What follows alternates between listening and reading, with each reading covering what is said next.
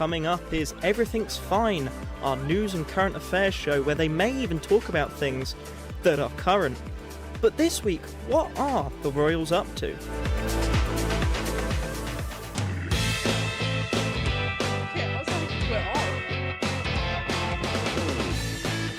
Vegan sausage rolls. Have you eaten them? I've not, but it's meant to be a monster hit for that bakery chain. Yeah, it's got to have a strong backbone. Yeah. Come on, carry on. Unidentified object in the bagging area. Abolish the monster.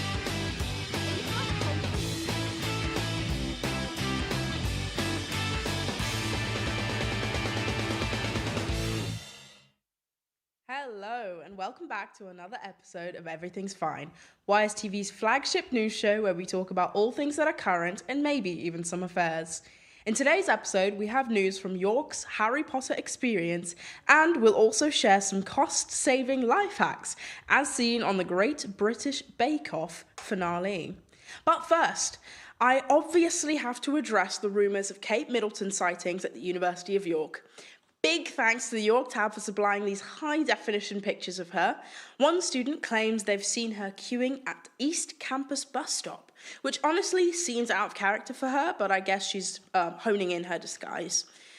We've also heard that she is particularly enjoying the sports centre and that she's actually been spotted running between campuses, right there. That really makes me wonder what the Princess of Wales is preparing for that makes her so determined to get in the best shape of her life. In spite of that, she's also had some fun across York. In this picture, she's seen exiting Stone Roses Bar, and judging by her expression, she must have just tried her first treble shot. However, Kate Middleton's fun came to a stop as we confirm that she is now locked in Heslington Hall. We still are uncertain about how this came to be, but I must say she probably did this herself. It definitely seems like a great hiding place. But I'm just a little bit worried that whatever dangers are after her might follow all the way here in York. On the topic of food expenses, however, this Easter, it looks like the beloved chocolate eggs are going to be more expensive than usual. What exactly is happening here, you ask? Well, the reason for this eggflation seems to be climate change. Heat waves in West Africa have blasted the crops, resulting in a shortage of cocoa. The prices of the popular eggs have risen by 50% or even more in some places. But I guess this isn't really about Easter eggs. With record-breaking temperatures rising above 40 degrees Celsius in countries like Ghana and the Ivory Coast, it is painfully obvious that we're heading towards catastrophic consequences. A report from the World Weather Attribution Group has concluded that these extreme weather conditions are made 10 times more likely by human-caused greenhouse gas emissions. But what can someone like me and you do back at home? Not much at all. When you've got celebrities such as, insert high-paying celebrity here, with immense carbon footprints like flying jets, private, you tend to feel like your contributions to the cause are immediately cancelled out. That is especially because such famous celebrities tend to make you feel guilty for something that you can't really control, but that they might actually be able to. So I guess this time, I dare say, not sure if everything's so fine. But enough of that. Next up, we're going to hear from Harry Potter's York experience, which seems to be a strong contender for Glasgow's Willy Wonka disaster. I personally think they've done a much better job here, but it's up to you to decide. Welcome, friends and family, to another magical experience unlike any other, as York Business Improvement District, in partnership with the Willy Wonka Experience Edinburgh, presents the Yorkshire Harry Potter Experience. Dive deep into J.K. Rowling's Wizarding World, visit amazing locations based off the hit movies, like the dazzling streets of Diagon Alley, or the uncanny Hagrid's Hut, all the way to the Forbidden Forest. Experience an unforgettable selection of the show's delicious treats, such as chocolate frogs, Bertie Bott's every flavour beans, and butterbeer, and more. Meet casting characters from Harry Potter to Hermione Granger, and not forgetting Albus Dumbledore. Including in your stay are exhilarating rides and excellent accommodation. All for small fee of £150, and some more can be yours. So go ahead, and book the Harry Potter experience before the tickets run out and be guaranteed a trip of a lifetime. Tickets are non-refundable, and any disappointment caused by Harry Potter Experience York is exempt from legal action. Hogwarts Castle and Excitement sold separately. Terms, conditions and allergies apply. And finally, we'll hear from the grand finale of Bake Off, where contestants were preparing some delicious dishes without spending much at all. In the beginning, there were 12. Now there is only 2, and there can only be one winner. The finalists have their work cut out this week if they want to win the Great British Bake Off Cost of Living Crisis Edition.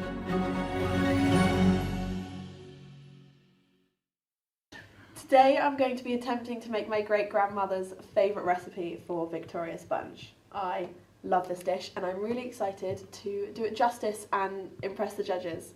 But Ruby, of course, cannot afford the real ingredients to make her great-grandmother's recipe, so it's going to be employing the old World War I rationing style of making substitutes. A 6-pack of eggs is way too much for me, so instead I've got a substitute of, these out-of-date onions from the reduced section of Lidl. They are quite off, but they'll be fine.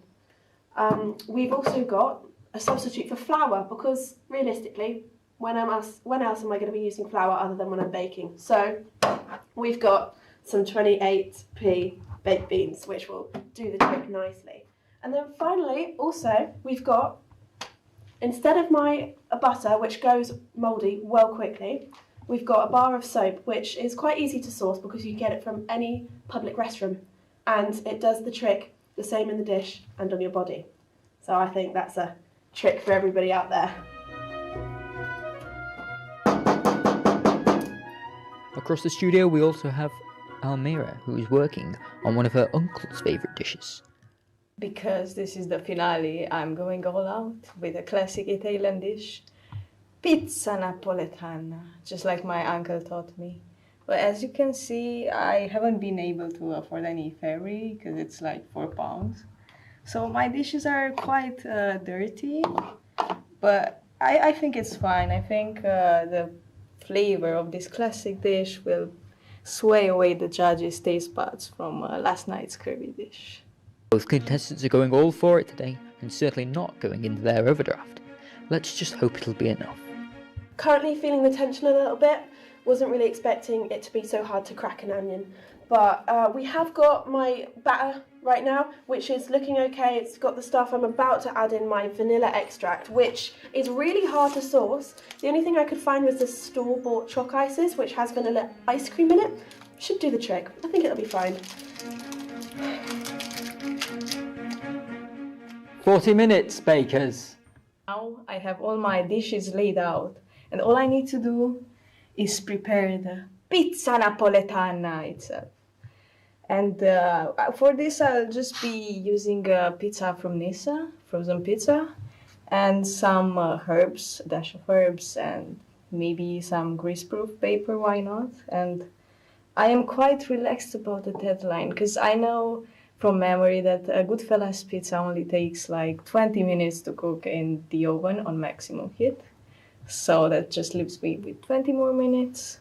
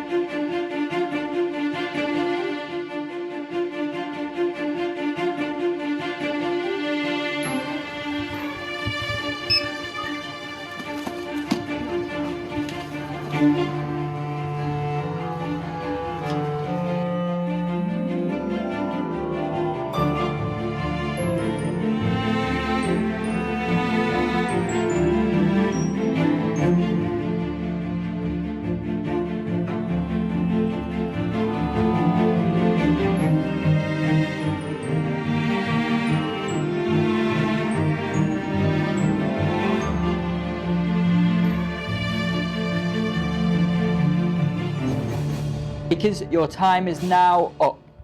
So Ruby, if you want to step forward. So, Ruby, I see you have attempted to make a Victoria sponge cake. Yes, I have, Paul. It's just like my great-grandmother used to make it.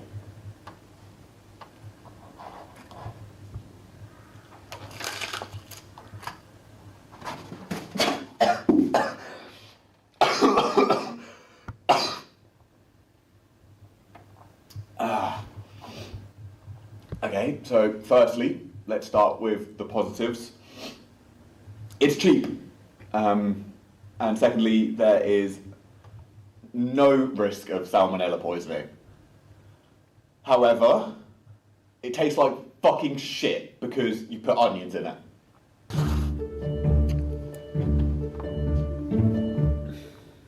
So, you have served me pizza Napolitana. Pizza Napoletana, sir. My cousin Bruno is from Napoli, and if you were to serve him this under the title of Pizza Napolitana, he would try and have you arrested. That said, it is remotely edible, unlike Ruby's, though barely. So therefore I have literally no alternative than to grant you this year's winner of Great British Bake Off Cost of Living Crisis Edition. Congratulations. Thank you, sir. I don't know what to say. This has been one of the most wonderful and cost-effective days of my life.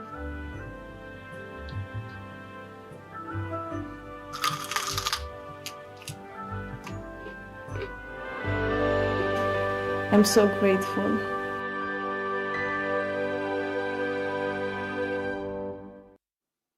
We hope you enjoyed that look into the Bake Off tent. We will see you in season 5, and remember, everything's fine.